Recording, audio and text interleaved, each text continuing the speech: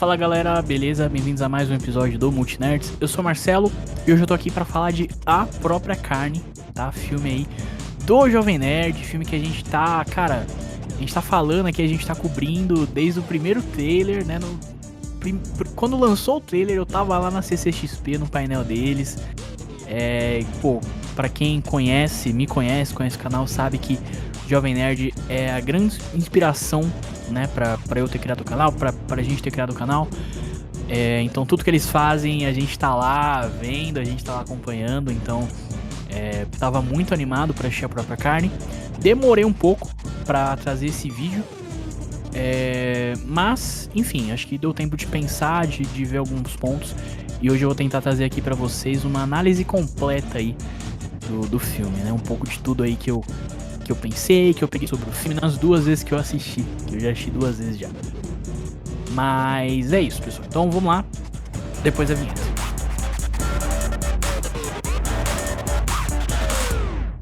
Bom, mas vamos lá. Caso você não esteja sabendo nada aí sobre esse lançamento, né? O primeiro lançamento do JNQ, tá? Que é o universo cinematográfico do Jovem Nerd. Eu vou trazer aqui pra vocês a sinopse do filme, beleza? Ambientado na Guerra do Paraguai, o filme acompanha 3 soldados brasileiros que desertam em busca de sobrevivência, mas acabam encontrando um mal muito mais profundo e aterrador do que o próprio conflito. Então assim, simples, né? A premissa é muito simples, né? Tem muito filme de terror que é com base nisso, né? Pô, o pessoal tá fugindo de algum lugar, encontra uma cabana na floresta e vambora, entendeu? E é ali que vai se passar o filme. Tem alguém aí?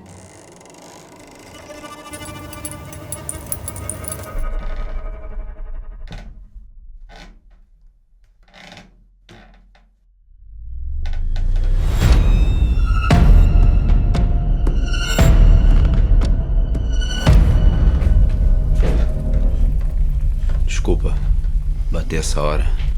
É que nosso amigo precisa de ajuda.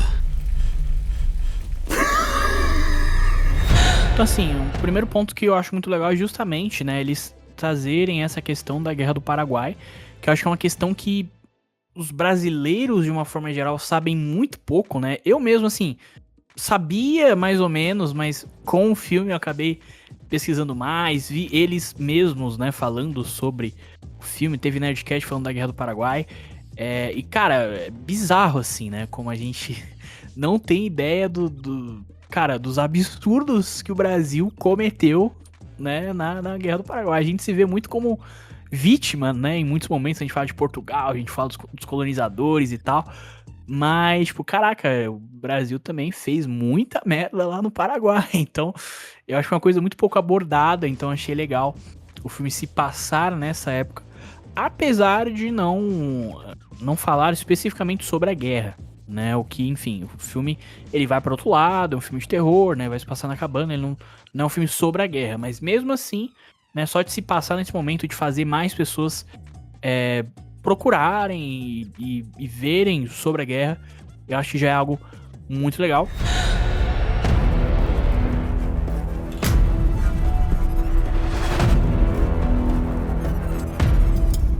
Tem muita coisa estranha acontecendo por aqui nesses tempos. 3 homens que eu nunca vi na minha vida chegam na casa de um velho e de uma garota no meio da noite. E cara, pra mim o filme ele tem 3 pontos, assim, 3 pilares que, enfim, são os pontos principais, que é a qualidade técnica, tá? Que eu vou falar um pouco mais sobre isso, mas, cara, pra uma produção independente, um filme independente, eu acho que até quando você só assiste o filme, você nem consegue enxergar tanto disso, sabe? Esse esmero técnico que eles tiveram. Acho que só assistindo o filme, você não consegue enxergar tudo isso, mas, cara, quando você pra ver os bastidores, né?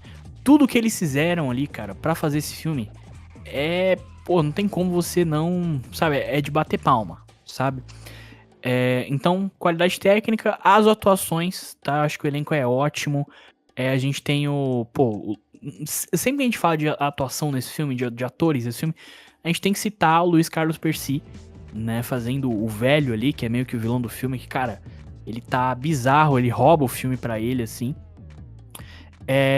E, cara, eu acho que o terceiro ponto é justamente as entrelinhas que o filme traz ali, porque eu acho que quem assiste assim, sei lá, assistiu ali de bobeira, pode falar, pô, legal, filme de terror aí, tem o gore, tem tudo isso, mas, cara, quando você para pra analisar ali as entrelinhas, a mensagem do filme, principalmente a questão do personagem do Gustavo, né, que é vivido aí pelo Jorge Guerreiro no filme, cara, tem muita coisa ali, de discussão social, racial, tem muita coisa ali que lembra muito o que o Jordan Peele faz nos filmes dele.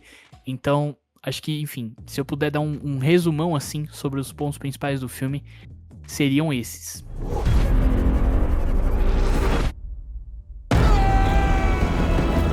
As coisas têm outro tempo por aqui. Bom, mas agora que eu dei esse resumo, eu vou entrar numa segunda parte aqui desse vídeo, que é pra falar um pouco mais, né, sobre esses 3 pilares, sobre cada um deles. Enfim, a partir daqui pode ter spoilers, tá? Então, caso você não tenha visto o filme ainda, fique aqui por sua conta e risco. Mas, caso você não tenha visto e você não queira ficar no vídeo, o que eu vou te resumir é isso. Cara, vale muito a pena assistir. Vale muito a pena assistir o filme. Ele ainda tá em salas Cinemark, tá? Eu não sei se ainda tá em todas, porque já deve ter perdido algumas salas com os novos lançamentos, mas enfim, você pode ficar ligado lá no Instagram, tá? Do A Própria Carne, Instagram do Jovem Nerd, do Ian SBF, que é o diretor, que eles estão sempre postando ali, tá? As salas que o filme tá disponível, posteriormente que o filme sair do cinema, né? Quem tá no streaming, quem tá em... pra você comprar, né? Pra você alugar, eles vão estar divulgando lá, então... enfim, vale muito a pena você conferir. Esse é o resumo que eu dou. Mas, vamos lá para a segunda parte do vídeo, que pode ter um pouquinho mais de spoilers. Então, como eu falei, o pilar 1, né, a parte da técnica. Então, cara, é isso. Eu tô sendo meio... clubista não é a palavra. Eu acho que... Eu tô falando com uma pessoa que viu muito mais dos bastidores do que a pessoa que só assistiu o filme. Como eu falei, eu acho que se você só assistiu o filme...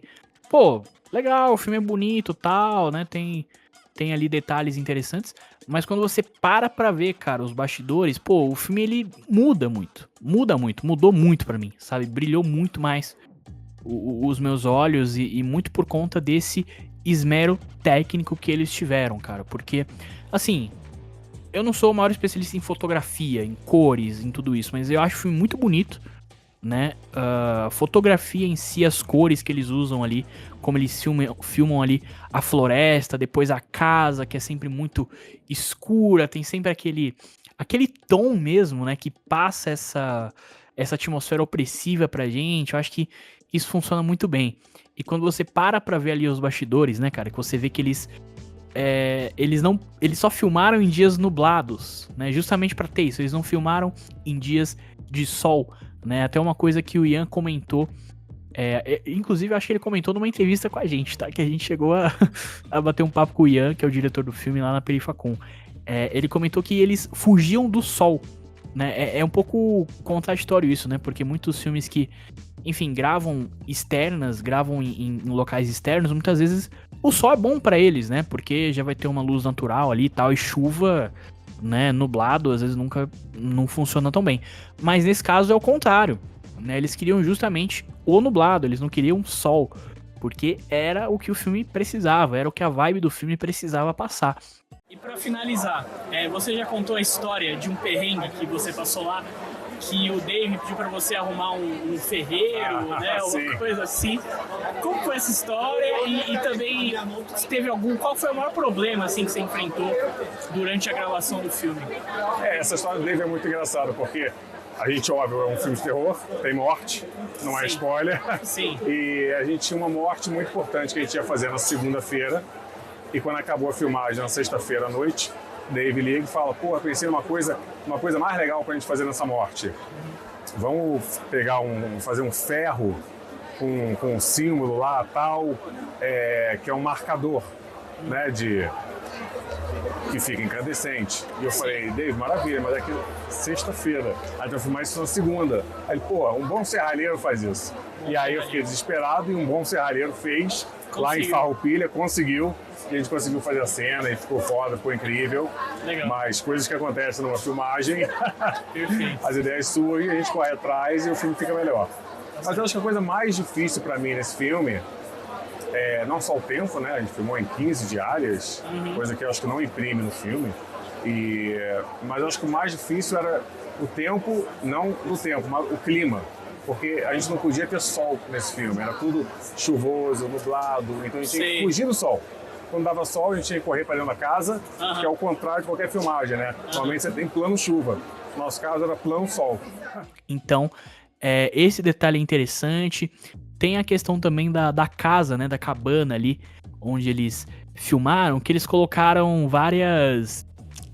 acho que tapume é o nome, né? Que eles tamparam várias partes da casa. Então, nós, como espectadores, a gente não sabe como é aquela casa, né? Não tem, assim, uma câmera, uma cena onde vai andando pela casa, que você vai entendendo onde é o andar de cima, onde é o andar de baixo, quais são, né, os locais ali. Você não entende. Você, como espectador do filme, você não entende em momento nenhum. Parece que você entra ali naquele lugar, cara, você tá perdido. Você não sabe onde você tá. Mas isso aí, como eu tô falando, é a informação de bastidor que eu tô trazendo aqui. Isso é algo que eles tentaram emular também para os próprios atores, né? Então os próprios atores não tinham exatamente, não conheciam exatamente como que era a casa, né? Às vezes o ator entrava lá para filmar em um local, eles tampavam ali os outros locais pro ator não ver. Então, para passar isso também, né, pro ator conseguir, né, melhor ainda trazer esse sentimento ali pra atuação dele, cara. Então acho que isso funcionou muito bem. E aí, assim, acho que isso já entra um pouco também, né, nessa questão de design de produção. E outro ponto muito interessante do design de produção é justamente a pesquisa histórica que eles fizeram, cara, pra figurino, pras armas que aparecem no filme. Cara, os figurinos, eles eram uma pesquisa imensa pra poder montar aqueles figurinos. E não só montar parecido com o que eles eram, mas usando os mesmos materiais que se usavam na época, cara. E pra mim uma das paradas mais... Caraca, isso é muito foda. É justamente as armas. Porque aparecem algumas armas ali, né, durante o filme. Obviamente eles estão numa guerra, né, então faz sentido ali. Tem arma, tem espada também, né, que acho que na época ainda se usava ali, uma espécie de espada. Não sei nem se é o nome correto, o nome técnico pra... Mas é tipo uma espada que aparece ali, né, durante o filme, enfim. E tudo isso, cara, não era só uma reconstrução, era real. Eles foram atrás de pessoas que tinham ali esses armamentos, né, não dá nem pra chamar de armamento, né, isso aí é relíquia, né, relíquia histórica, que tinham essas paradas pra usar no filme, cara. Então, sabe, a espada lá que aparece no filme é real, é da época da Guerra do Paraguai. As armas, né, que aparecem ali no filme também são reais, são da época da Guerra do Paraguai. Então, cara, isso é, mais uma vez, como eu tô falando, se você só assiste o filme, você fala, beleza, tem lá a arma ali, tem lá a espada ali. Se você não for um especialista em história, tanto faz, mesmo se não fosse algo realmente da época, que não tivesse uma precisão histórica, muitas pessoas não iam nem perceber. Mas, cara, quando você fica sabendo disso, quando você vê ali os bastidores, pô, não tem como você sabe, pô, isso é trabalho, cara, isso é de se aplaudir, sabe? Vamos fazer algo o mais historicamente acurado possível, e o Márcio tem itens históricos autênticos aqui, olha só. Né? Então olha esses aqui isso. foram utilizados em batalha, né? Então quando me pediram do marco histórico das armas, né? Com o pouco conhecimento que a gente tem, a gente faz com muito... Foi solicitado o melhor que a gente pode fazer, né? Esse aqui a gente aparece logo no início do filme com os soldados. É um fuzil Enfield, né? Modelo 1853, que foi usado pela infantaria da guerra. Né? E esse é autêntico, né? Autêntico de época. Tudo original, as peças funcionais, né? Nossa. Aqui, ó, todas as peças funcionais. Né? E, claro, sempre a questão da segurança, ela tá desabilitada para o tiro, né? E aqui é mais que a gente está usando. E essa aqui é uma pistola Laporte do Arsenal do Rio de Janeiro, também utilizada de época, né? Nossa, olha só, gente.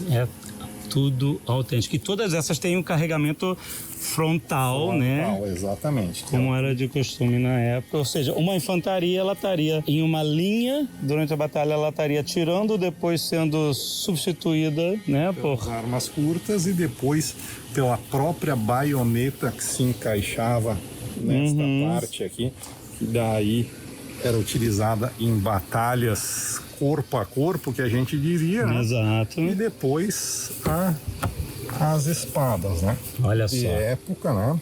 Isso aqui é um brasão do Segundo Império, né? Brasão do Segundo Império, né?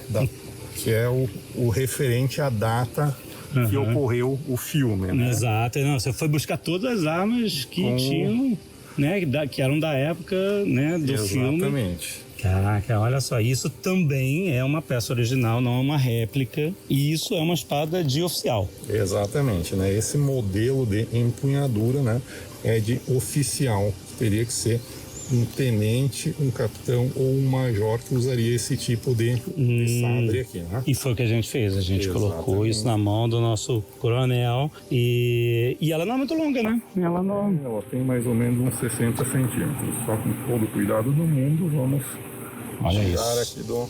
Olha isso. Isso aí, né? Olha isso, gente. Nada original, né?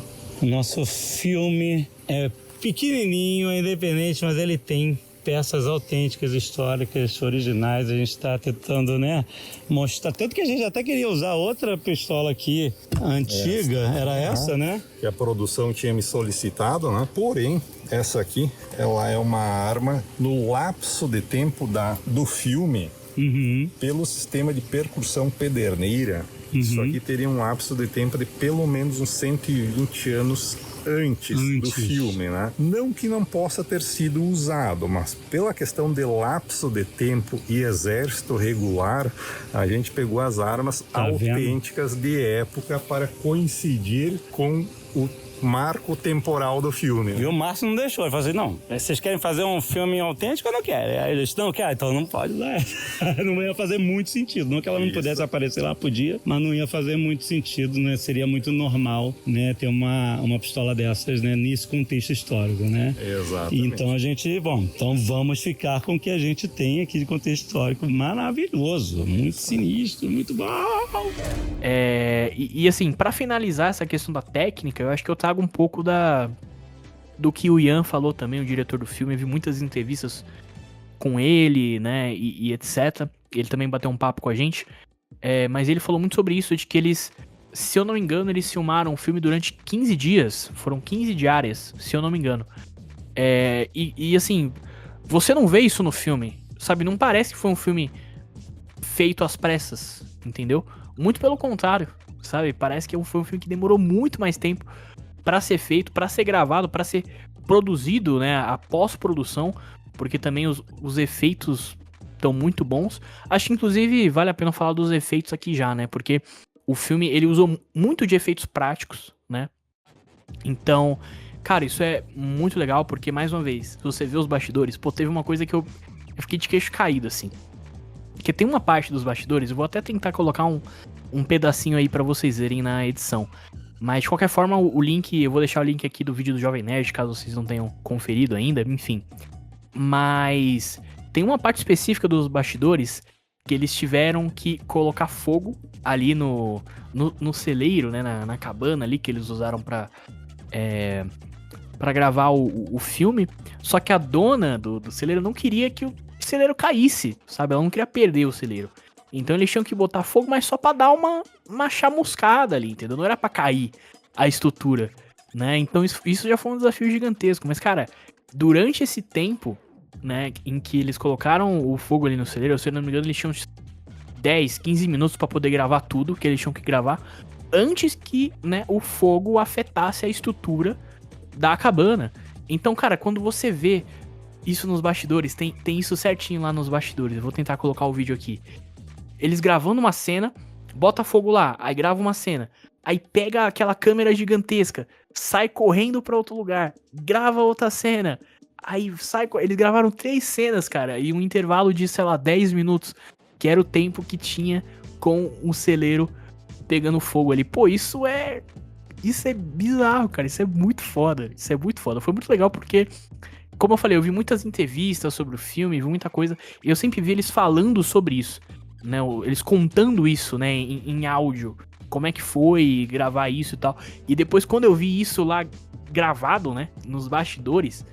Porra, você fica, caraca, cara, isso é sensacional, cara, é muito foda. Aí, ó, explica a loucura que vai acontecer agora. Eu tentei explicar, mas acho que é melhor você. Essa casa vai pegar fogo e ela não pode cair, ela não pode pegar fogo completamente. Certo. Então a gente tem menos de 10 minutos Aham. para fazer o plano, onde aí a câmera vai fazer um trilho. No final do trilho, a gente vai tirar a câmera dali, a gente vai correr o segundo tripé que tá ali, a gente vai fazer, o Percy já vai estar ali esperando com a arma para fazer o começo da cena onde ele sai da casa procurando Certo.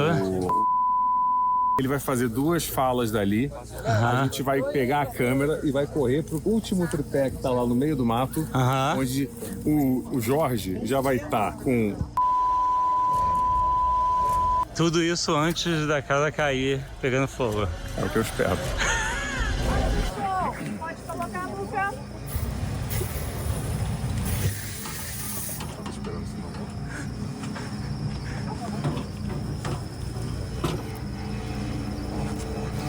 Pode.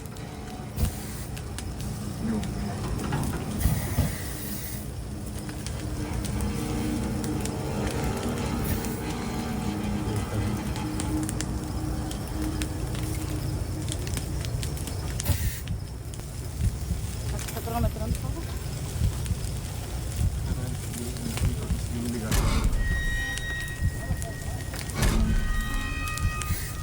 Chega perto, Muca, pra não...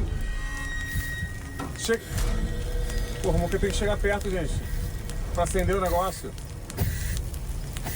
Porra. É, isso.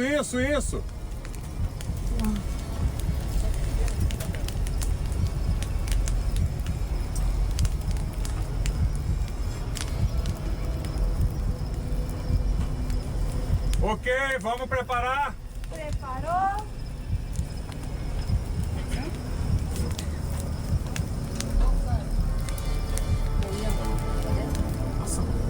Atenção e ação. Cortou! Prepara para deslocar.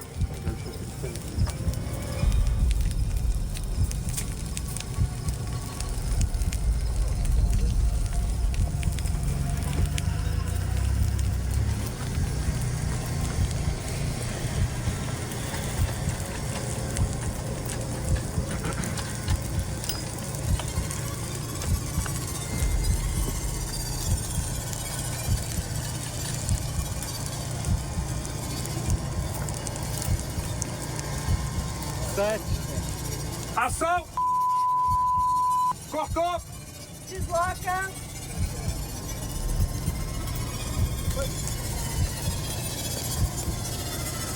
Me diz também. Vai seguir. Tá ok? Ok.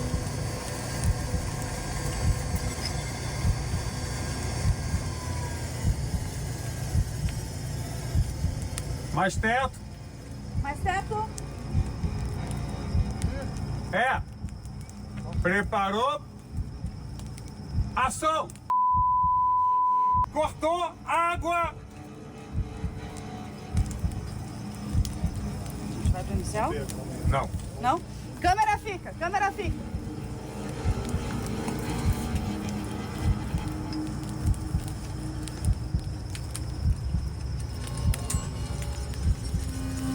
vai permanecer bastante tempo assim. Era pra água, tá indo? Não, Já foi, Bruno. não tem mais? Não, já foi. Por que a água não vai? Não quer fazer nem de novo. Demora. É? A forja aqui de novo não, né?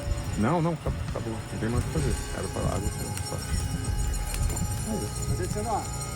Então a lateral ainda tá pegando. Não, eu sei, mas é que a casa vai cair. Eu não posso deixar a casa cair. Não? Não.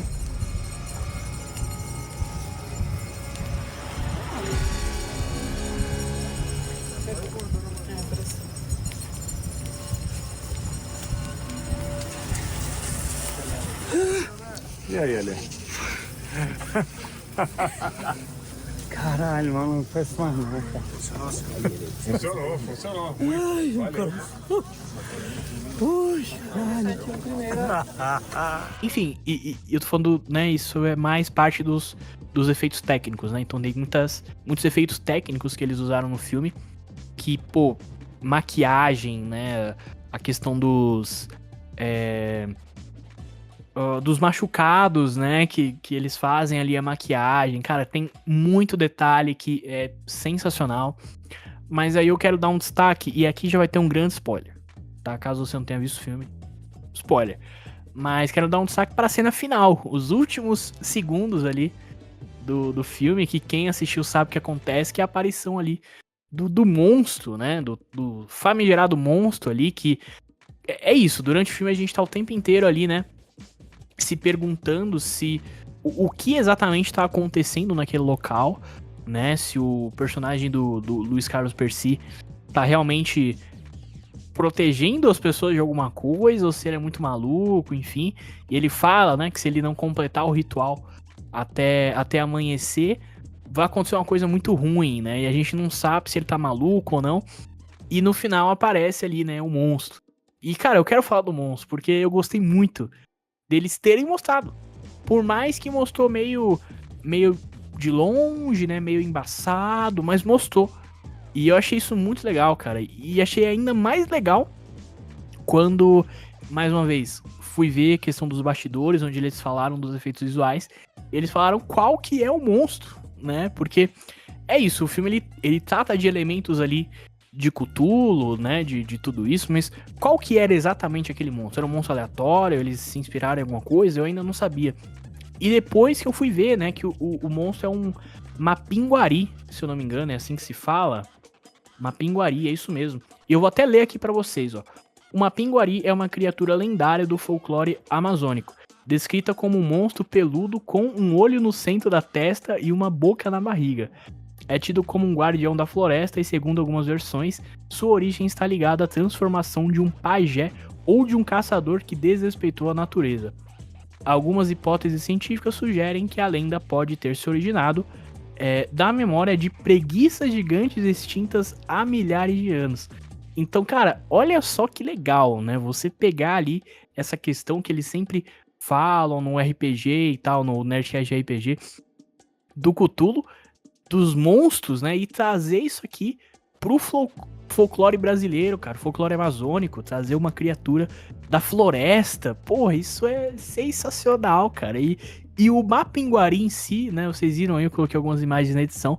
É um bicho muito interessante, né? Tipo, eu não conhecia o Mapinguari. Já que era aí filme, entendeu? Do continuação de A Própria Carne com o Mapinguari, entendeu? Porque eu achei muito legal, cara. E como eu falei, mesmo ele aparecendo no fundo, desfocado, ele é bem feito, sabe? Ele cumpre ali o papel dele, entendeu? Então, eu achei isso, pô, muito legal, cara. E assim,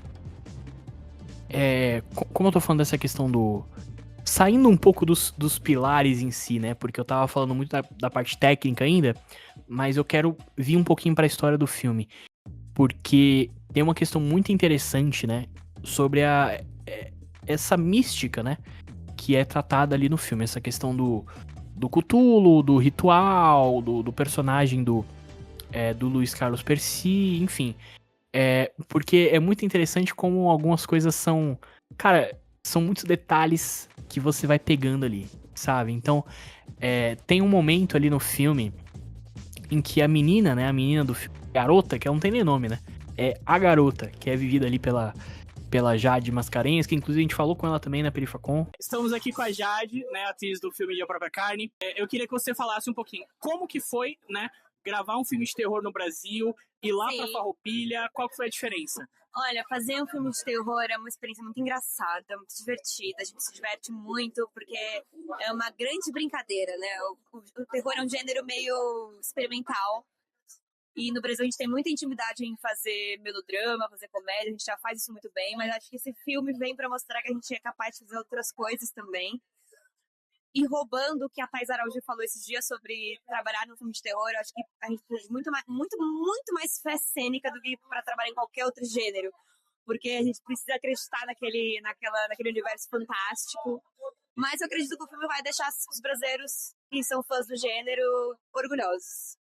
Muito, muito simpática e muito legal a Jade. Ela fala ali no filme, né? A personagem dela fala que muitas pessoas chegam aqui e vão embora rápido, elas não ficam aqui, né? Ela fala aí algo nesse sentido. Depois o próprio personagem do Percy, né? O velho, ele fala também que com a guerra tem muitos desertores da guerra que passam por ali, que toda semana, a cada 2 semanas, passa 2, passa 3. Ele fala alguma coisa nesse sentido também. E então, isso levanta muito, né? Eu vi algumas pessoas comentando sobre isso e é muito legal como você não pega assim de primeira, mas quando você para pra pensar, né? É como se a casa tivesse algo puxando essas pessoas, né? E quando você pega ali o ritual, né, que o velho fazia, é meio que isso. O que deu a entender? Ele precisava fazer aquele ritual. Não deu pra entender certinho de quanto em quanto tempo, mas assim, ele precisava fazer frequentemente, vamos dizer assim, ou sei lá, eventualmente, não sei, esse ritual pra evitar, né, que o monstro fosse liberado, né, que, enfim, aquela maldição fosse liberada ali e o monstro saísse. Então ele precisava lá cortar os braços da pessoa, as pernas, né, deixar o cara lá como um presunto ali no celeiro. E aquilo, né, era o ritual. Era o cumprimento do ritual para evitar que enfim, o bicho saísse. Então, faz sentido com que essa casa tenha alguma questão mística, alguma questão mágica que chame as pessoas, né? E até faz sentido para explicar algumas coisas do filme, porque quando eu assisti pela primeira vez, por exemplo, eu fiquei até pensando, no filme tem os soldados lá, né? Que eles vão atrás do pessoal que fugiu, né? Dos desertores.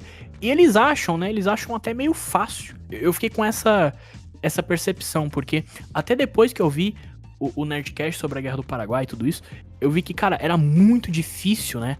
Se locomover por aquela floresta, porque era uma floresta gigantesca, sabe? Que não tinha nada, os caras não tinham muita direção pra onde ir, né? Tinha até uma frase que falaram no Nerdcast, cara, eu esqueci como é a frase, mas depois eu coloco aí se eu lembrar, mas alguma coisa é grande e a floresta é maior ainda. Era uma frase que os soldados falavam lá na época, justamente por conta disso, porque se você quisesse desertar, cara, você provavelmente ia ficar perdido na floresta por muito tempo, sem achar nada, porque era isso, era muita floresta, né? E quanto mais a guerra se avançava para o território do Paraguai, ainda mais, ficava mais difícil ainda de desertar por conta disso, né? Então eu fiquei pensando, será que esses soldados não acharam meio fácil demais os desertores? Mas se você pensar nesse sentido de que algo naquela cabana, naquele lugar chamava as pessoas, já explica isso, né? Já explica isso, entendeu? Então, enfim, tem essa questão mística, né? Do ritual, etc, enfim. Então, é isso, cara. Acho que falei sobre esse ponto que eu queria falar aqui.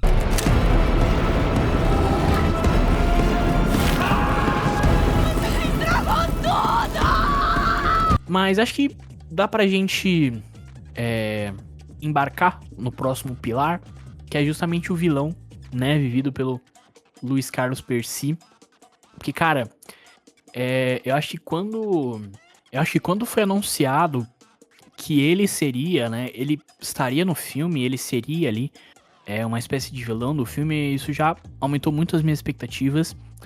E aí eu vou falar até um pouco do que também foi falado, né, pelo diretor, pelo Ian, pelo pessoal do Jovem Nerd, que eles não conheciam exatamente o trabalho do Percy como ator, né? A gente sabe, obviamente, todo dublador é um ator também, ele tem que atuar ali na hora de dublar, beleza, mas na frente das câmeras, né, eles não sabiam exatamente, não conheciam tanto assim o trabalho do Percy.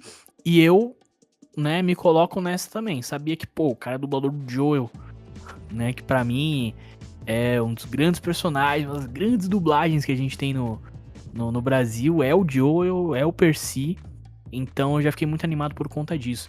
E, cara, é isso, ele rouba a cena completamente, cara. Ele é completamente enigmático e aterrorizante, sabe? Ele tem ali também, né, coisa que ele sabe fazer muito bem, o trabalho de voz.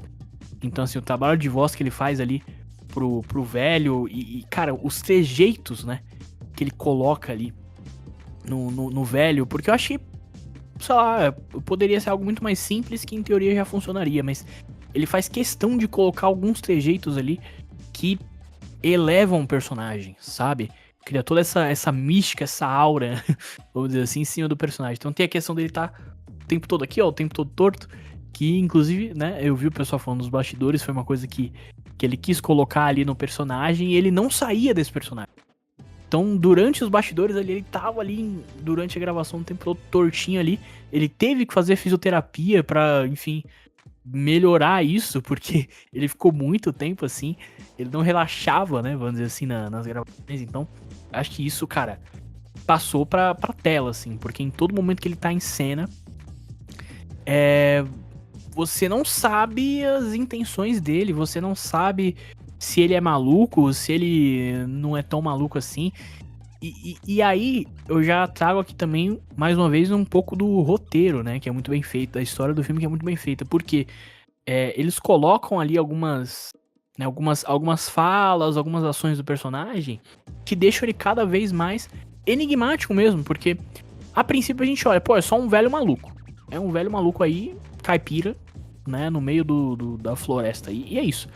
Mas quando você vai conhecendo mais sobre o personagem, você vai vendo que ele não é só um velho maluco caipira, né? Ele tem ali um passado, ele tem um conhecimento de que, pô, um velho maluco caipira, eu não acho que teria esse conhecimento. Ele fala do vinho, ele fala da questão do nome de um dos personagens que vem dos vikings, né? Ele parece ser um cara estudado, um cara conhecido, ele fala de um produto químico, né, que eles usam ali pra, em teoria, pra tirar a dor, né, ele fala do cara que criou esse avanço na medicina e tal. Então ele é um cara estudado, ele é um cara que sabe muita coisa, né, e aí a cada momento, e aí é o que eu falei, cara, é mérito do Percy, que tá roubando a cena, que tá atuando demais, mas também do roteiro, que soube construir esse personagem com várias camadas, sabe? E aí eu vou até que... Cara, eu vou ter que fazer uma comparação aqui, me desculpa. Mas assim, pra quem acompanha o canal sabe, um dos filmes que eu menos gostei, que eu mais odiei nesse ano foi A Hora do Mal. Então, não gostei do Weapons, do A Hora do Mal. E aí, cara, se eu for comparar o vilão que o Percy faz aqui com a vilã de A Hora do Mal, né? A velha lá, como é que é o nome dela? É a tia Gladys. Pô... Pra mim, o Percy foi um milhão de vezes melhor construído, sabe? Porque mantém a questão do mistério também, você não sabe exatamente quais são as intenções dele, como que ele faz as coisas, mas pra mim, cara, ele tem tantos detalhes ali que deixam ele muito mais rico, muito mais interessante, sabe? Que, cara, é isso. Pra mim, foi um dos pontos que faltou lá no A Hora do Mal, né? Tô comparando esses dois filmes de terror aí. Mas, enfim... Cara, eu acho que é isso. Eu acho que sobre o Percy é isso. E assim, falando um pouco dos atores, né, de uma forma geral, acho que todos foram muito bem escolhidos, né? Eu já falei da Jade, que ela aparece muito pouco, né? Inclusive, muita gente falando que ela poderia aparecer muito mais. E eu concordo, porque nas cenas em que ela aparece, ela tem um impacto, né? Ela tem um impacto ali na gente também. Pô, não tem como não lembrar da cena da perna, né? Que ela vai segurar a perna ali do Gustavo, ela começa a rir do nada, e eu não tenho certeza, mas eu acho que eu vi alguém falando nos bastidores que aquilo foi meio que improviso da Jade, que aquilo não tava no roteiro, ela do nada resolveu rir ali, tipo, funcionou muito bem, e realmente funcionou muito bem, né? Mas assim, a gente tem o Pietro e o George, se eu não me engano. Pera aí. Não é Pietro não, gente. É o Pierre Baitelli e o Jorge Salma, né? Que fazem os outros 2 ali desertores, junto com o que eu já citei, o Jorge Guerreiro, que faz o Gustavo aí, que eu ainda vou falar mais sobre ele. Mas é isso, eu acho que todos estão bem, sabe? Todos estão bem. O Percy acaba roubando a cena, é o grande vilão, o grande personagem do filme, mas enfim, é isso. E agora, vou continuar falando sobre o Percy, mas eu vou partir pro terceiro pilar, que foi justamente o que eu falei, que é a questão, cara, do racismo estrutural, né, e essa metáfora que tá ali nas entrelinhas do filme, que eu falei que lembra muito a questão do Jordan Peele, que pra mim é o que faz o filme ser muito mais do que só um filme de terror, sabe? E assim, tem uma cena, por que eu vou falar do Percy ainda? Porque tem uma cena, cara, que eu acho que mostra muito disso, né? Que é a cena que ele fala justamente sobre o vinho, né? Já citei a questão do vinho também. Aquele monólogo que ele faz sobre o vinho, né? Falando de que, acho que é a uva Malbec, se eu não me engano, que ela é mais escura, né? E ela é muito difícil de cultivar, e ela tem um gosto muito mais poderoso, muito melhor do que as outras uvas, e que se ele pudesse provar alguém ali, provar o vinho de alguém ali, vamos dizer assim, ele provaria o do Gustavo, né, que é o personagem preto ali do filme. E, cara, essa cena é bizarra, cara. É bizarra quando você fica assim, caraca, que coisa maluca, né? Mas eu acho que é justamente a cena que traz toda essa questão racial ali que tá presente no filme, que tá presente nas entrelinhas do filme. Cara, porque é isso, eu acho que por mais que o Percy acabe roubando a cena, né, pelo tamanho da atuação dele, pela presença de tela dele, acho que dá pra dizer que o Gustavo, né, que é o personagem vivido pelo Jorge Guerreiro, ele é o protagonista do filme, né, ele é o nosso grande herói ali, entre aspas, do filme, né. Então, desde o início ali do filme, a gente vê alguns flashes ali, né, de flashbacks, mostrando ali ele preso, né, porque ele é um ex-escravizado, né, aqui no filme. E aí isso já é uma questão muito interessante também, que, enfim, caso você não esteja sabendo sobre essa questão da Guerra do Paraguai, uma coisa que aconteceu muito na Guerra do Paraguai foi escravos participando da guerra, né, com a promessa de que após a guerra eles seriam libertados, né. Isso aconteceu muito, inclusive teve muitos escravos meio que indo por conta própria, se eu não me engano, mas teve muitos que foram mandados também, no sentido de que tinha um dono de escravos ali, que ele teria que mandar um filho, ou teria que ele mesmo ir pra guerra, mas ele manda um escravo no lugar, sabe? Porque, enfim, era a mercadoria dele, né? Então, isso aconteceu muito na época da Guerra do Paraguai, né? Ter essa promessa de que eles seriam libertados após o fim da guerra. Então, o que deu a entender muito sobre o personagem do Gustavo é que ele, em teoria, ele ainda era, né, um escravo, porque ele desertou da guerra, né? Então ele não recebeu ali a carta de alforria dele, né? Então, enfim, ele vai mostrando isso nos flashbacks, né? Ele preso, sendo torturado, mostra aquele colarzinho que ele tinha, né, que funcionava como uma espécie de chave também em alguns momentos. Então eles vão mostrando isso, né? Eles falam muito sobre o Gustavo, né? Sobre, nessa cena mesmo, no jantar da uva, ele fala ali, o personagem do Percy pergunta qual que é o nome dele, e o Gustavo fala, eu não sei, né? Eu fui tirado da minha mãe, muito novo, não sei qual que é o meu nome, só sei o nome que me deram. Então, a gente vê, cara, muito nisso a questão do Gustavo, que ele tá sempre fugindo. Ele tá sempre fugindo de alguma coisa, né? E eu acho que quando a gente fala de uma pessoa que tá sempre fugindo, a gente tende a, sei lá, então ele é um covarde, porque ele tá sempre fugindo das coisas. Mas muito pelo contrário, ele é um sobrevivente.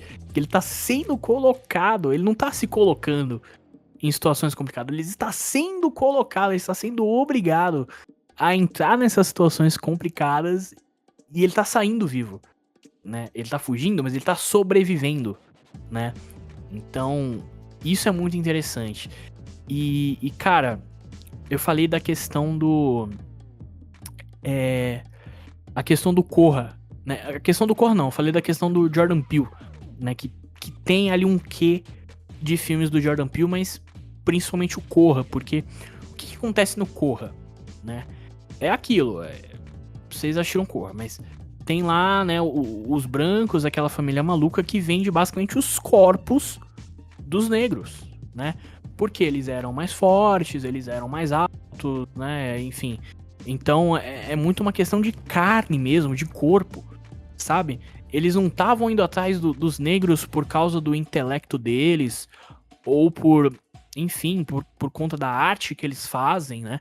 Era muito questão de corpo, né? E a escravidão é isso, né, cara? A escravidão foi usar o corpo negro como mão de obra, né? Como ferramenta, né? Sempre foi isso, né? O corpo negro, ele sempre foi muito ferramenta, né? A carne.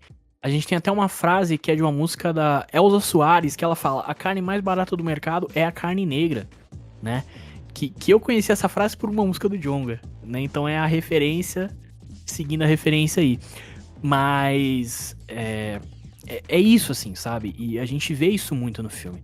Principalmente, como eu falei, por conta dessa questão do Percy, né? Então, na cabeça maluca dele ali, ele achava que o Gustavo, por ser preto, por ter, né, aquela cor, aquela pele, aquela carne, ele poderia ser fazer parte do ritual ali e ser mais forte, talvez durar por mais tempo, talvez, sei lá, ser um ritual definitivo, tipo, ele vai botar o Gustavo ali, ele não vai precisar botar mais ninguém, sabe? Então na cabeça maluca dele tinha alguma questão nesse sentido. Então essa questão da objetificação do corpo negro, né, que, cara, é isso, tá ali nas entrelinhas, né, se você não parar ali pra analisar, pra ver, vai meio que passar batido, mas eu acho que isso traz um fundo, assim, pro filme muito interessante. E não, acho que não fica só nisso, tá? Não fica só nisso, porque eu acho que tem muito uma questão, cara, de uma coisa que eu vejo o pessoal falando, que é o pacto da branquitude, né? Vamos dizer assim, porque no filme a gente tem os aliados ali do Gustavo, né? Inclusive o próprio Percy se questiona sobre isso, né? Por que eles estão andando com você? Por que você tá andando com eles, né? Ele questiona ali esse grupo, né? Dos desertores ali.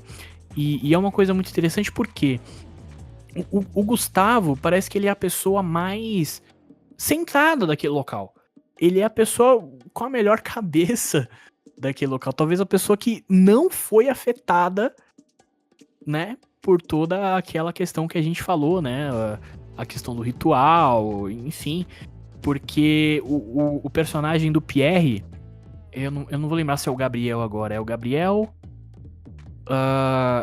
e enfim, eu não vou lembrar os nomes dos personagens agora, mas o personagem do Pierre, quando ele chega, né, ele não quer dormir lá em cima, preso, ele já quer sair fora, ele pergunta, e aí, vai vir o cara da carroça lá, ele tá o tempo todo querendo sair, do nada, ele vira uma chavinha, ele fala, não, eu não vou embora não, eu vou descobrir o que tá acontecendo aqui, né, isso tudo com o Gustavo precisando de ajuda, precisando de um médico, ele não pensa no Gustavo, ele pensa em, pô, não, vou ficar aqui e saber o que tá acontecendo aqui, talvez, aí já, eu vi gente falando inclusive que essa virada do personagem do Pierre é até meio rápida, que não faz tanto sentido, mas se você pensar no lado do ritual, na questão de que talvez a casa estivesse afetando a cabeça dele, aí já faz mais sentido também, já é meio que uma explicação. E o personagem do George, né, do George Salma, que é o Viking, né, que eles falam ali no filme, que eu não vou lembrar o nome dele também, mas aí essa questão do pacto da branquitude vem principalmente no final, né, por quê? Qual que é a cena final ali do filme, né? A gente tem os soldados procurando os desertores. Eles chegam ali na cabana depois que todo mundo já morreu, né? Depois que já aconteceu toda a merda ali. E a gente tem, né, o personagem do George metendo o papinho ali pros caras. Falando, não, apareceram uns caras aqui, uns bandidos, mataram meu tio, mataram... meu irmão, a mulher dele, enfim, só sobrou eu, fudido aqui, e o meu escravo, o escravo do meu tio que tá lá no porão, né, mas também tá muito machucado, acho que nem ele vai sobreviver. E o que os soldados falam pra ele?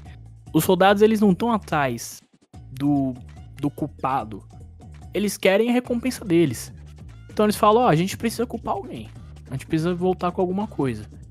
Então, e assim, eu até acho que os soldados, eles em algum momento podem ter desconfiado de que aquilo era papinho, de que, né, eu acho que eles inclusive não acreditaram, né, no papo ali do personagem do Jorge. Mas ele falou, a gente precisa levar um culpado. Beleza, então assim, tanto faz se você é um dos desertores também, tô cagando. Você pode ficar aí, mas a gente precisa levar alguém. Então deixa a gente levar esse escravo aí. Porque, foda-se, a vida dele não vale nada. Ele é um escravo, né? E o que o Jorge, né, vai fazer naquele momento, né, o personagem dele, ia entregar, cara. Ia entregar, porque eu acho que é também, né, uma entrelinha aí pra essa questão do Pacto da Branquitude. Porque eles estão pouco se importando se o escravo ele é culpado, se ele merece aquilo. Eu vou colocar, né, eu na frente dele, mesmo que ele seja um parceiro meu, entre aspas, e vou dar ele pra eu poder me sair dessa, né. Então tem essa questão, mas eu acho que isso traz também, assim, uma metáfora ali muito pra algumas coisas que a gente vive no mundo real, porque eu acho que quando a gente fala de racismo, quando a gente fala de racismo estrutural, tem muito essa questão de que, cara, por mais que tenham pessoas brancas que sejam seus parceiros, sejam seus amigos, grandes amigos, cara, tem muitas coisas que ele não vai entender. Ele não vai entender. Por mais que ele estude, por mais que ele tenha contato, ele não vai entender. E eu acho que aí eu vou ter que citar aqui um dos meus filmes preferidos da vida, que é o Aranhaverso 2. O Aranhaverso, pra mim, ele fala sobre isso também, cara. Ali nas entrelinhas, o que acontece lá no Aranhaverso? O Miles, né, ele tá ali fugindo da Sociedade Aranha, ele tá fugindo ali do Miguel O'Hara.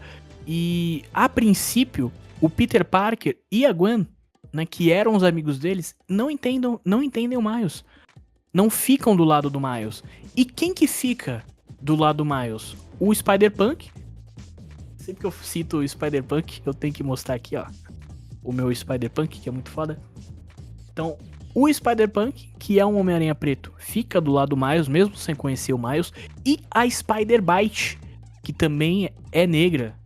Não sei se vocês vão lembrar da Spider-Bite, mas mesmo sem conhecer o Miles, ela deixa ele fugir, sabe?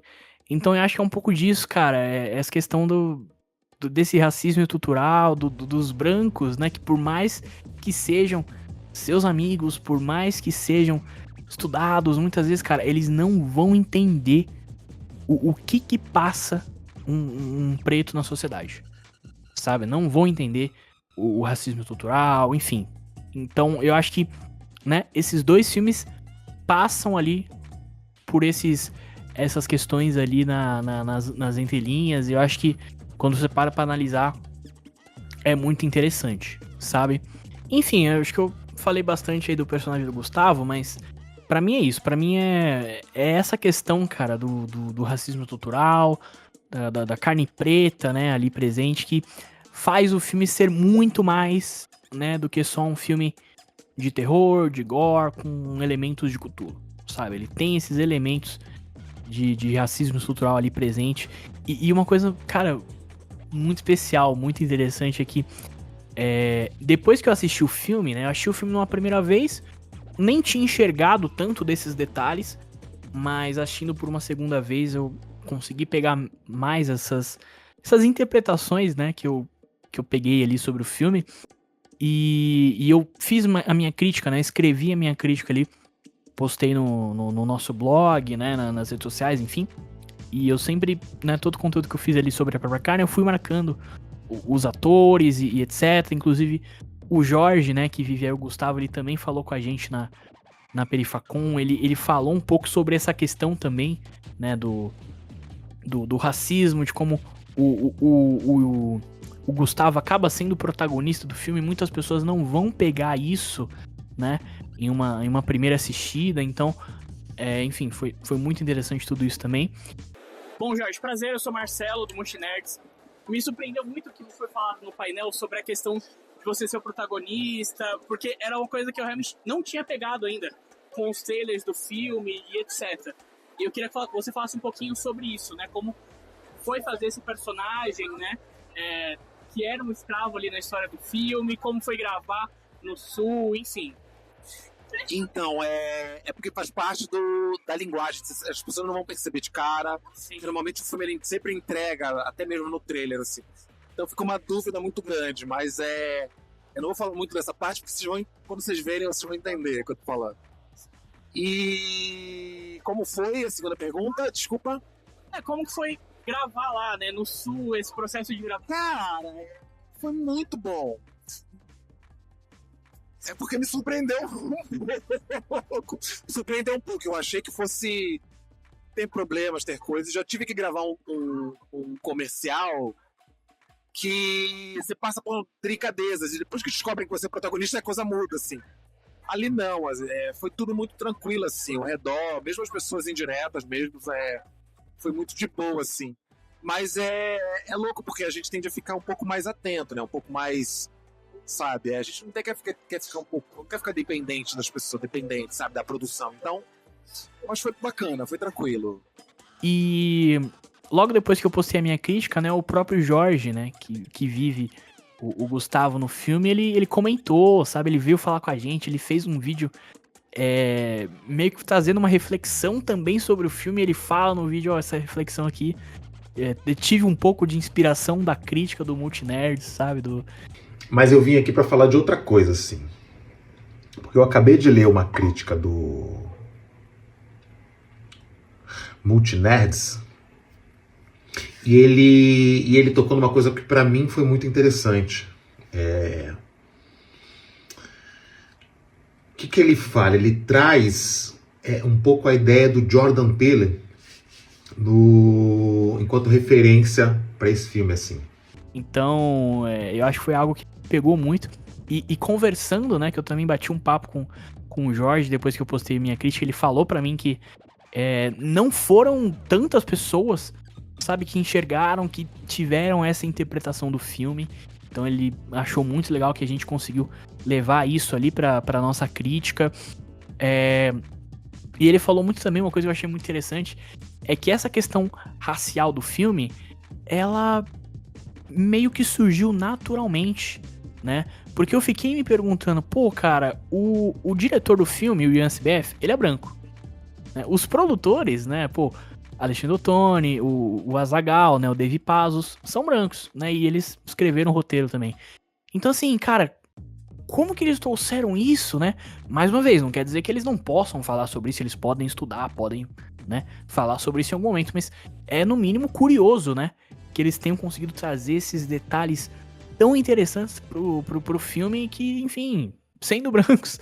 Mas o Jorge me passou que isso não estava necessariamente no roteiro, que isso foi algo meio que apareceu naturalmente com a criação do filme, sabe? Então o Jorge, ele falou muito pra mim que ele estudou muito pra fazer esse filme, né, no sentido de conversar com outras pessoas, pra montar o personagem dele, né, pra fazer essa construção do personagem dele. E talvez isso, inclusive, tenha levado, né, o personagem do Gustavo pra esses outros lados. Mas é muito interessante, cara. Isso é arte, né? Como que algo que não tava necessariamente no roteiro, não tava necessariamente dos planos dos roteiristas, do diretor, acabou meio que surgindo e sendo algo, sabe, super especial, super interessante. Então, isso é muito legal, cara. Muito legal. E, enfim, acho que é isso. Acho que eu falei bastante sobre esse terceiro pilar, né, essa questão do racismo, que eu achei, pô, isso foi o que brilhou, assim, o filme pra mim, sabe? Acho que se não fosse isso, eu ia vir aqui, eu ia fazer uma análise muito menor, ia falar que, o filme é legal, tal, beleza, ia falar toda a questão técnica que eu falei, mas, assim, era isso, né? Mas, cara, esse detalhe aqui, caraca, eleva o filme a outro patamar, sabe? Então, é muito legal, cara, muito legal.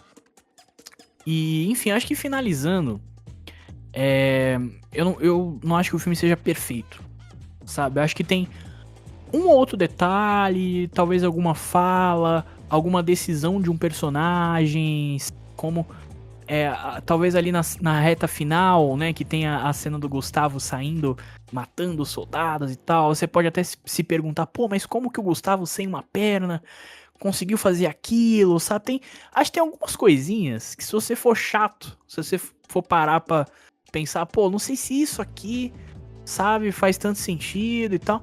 Mas, mano, sinceramente, detalhezinho que não faz diferença nenhuma, pra mim não diminui nem um pouco, assim, o impacto que a obra tem, sabe?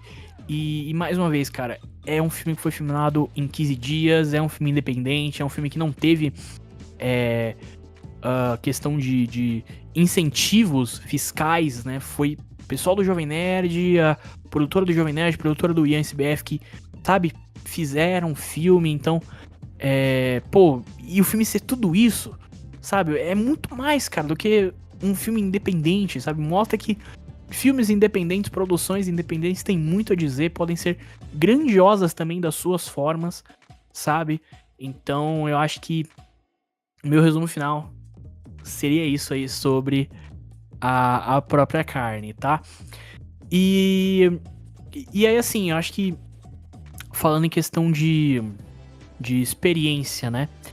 Eu acho que tanto para o cara que vai assistir o filme ali esperando ver um filme de terror, um filme que tem o gore, que tem o sangue, né? O filme vai te apresentar isso, vai te mostrar isso, né? E o filme não tem aquela questão que eu acho muito chata de jump scare, de tentar ficar te dando um susto o tempo todo. O filme não tem isso, sabe? É um filme que o terror dele tá na parte psicológica, cara, na tensão. Você fica o filme inteiro tenso, né? E isso é muito interessante. E então eu acho que tanto para essa pessoa que vai assistir um filme de terror esperando isso, vai te entregar, né? E pra outra pessoa que, pô, talvez vai ver o filme mais de uma vez, vai querer analisar ali os detalhes, as entrelinhas com mais tempo, né? Vamos dizer assim, vai pegar esses outros detalhes que vai fazer o filme ser ainda mais rico, sabe? E acho que o que fica é o futuro aí do JNQ, né? Do Jovem Nerd Cinematic Universe. Porque, pô, e foi muito do que eles falaram também, né? Esse nem era o filme que eles queriam fazer no sentido de história, né? Eles queriam adaptar outras coisas, fazer outras coisas, mas tem muita coisa que, né? O Ian até fala isso, quer fazer um filme aí do Huff Gunner, se eu não me engano, era uma ideias que eles tinham. Me dá 200 milhões aí de dólares que a gente faz, acabou. Entendeu? E a gente sabe que não é assim. Então, cara, acho que o que vier, sabe, do Jovem Nerd, eu vou estar acompanhando. E tem será que a gente pode ter mais produções da própria carne, né? Já tem aí vai ter uma HQ, né, que vai contar mais da história desse universo, mais da história. Vai servir de prequel, né? Contar a história anterior dos personagens. Eu tô querendo muito comprar essa HQ, porque realmente eu gostei muito, né? Do filme, dos detalhes. Então eu gostaria de saber mais sobre esses personagens. Então, comentem aí, cara, se vocês querem que eu compre, depois eu venho aqui falar mais sobre essa HQ, dar mais detalhes pra vocês sobre esse universo, enfim. E é isso, sabe? Eu acho que é um primeiro passo, um primeiro filme que foi sensacional. Tô aí na expectativa para os próximos. Mostra que esse gênero independente no Brasil pode ser ambicioso, pode ser grandioso, tanto em mensagem quanto em execução, sabe? Então acho que o resumo final é esse, beleza? E enfim, as notas, né? A gente tem os raiozinhos aqui. Quantos raiozinhos pra própria carne? Cara, eu vou dar 4. Vou dar 4 raiozinhos, tá? Eu acho que eu tô me segurando assim pra não dar os 5 de uma vez. Aqui no vídeo a gente não tem meio raiozinhos, né? Então tem que ser 4 ou 5. Então eu vou dar 4, né? Como eu falei, eu não acho que o filme seja perfeito, mas é um filmaço, vale muito a pena conferir.